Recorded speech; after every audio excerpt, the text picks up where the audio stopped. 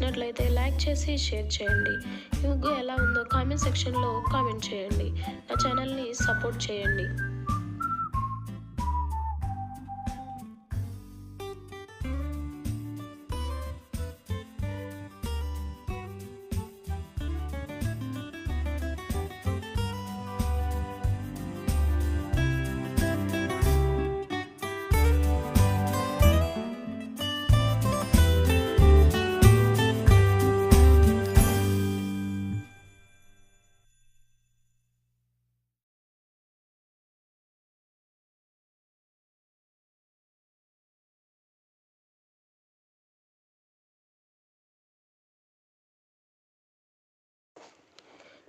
Thanks for watching.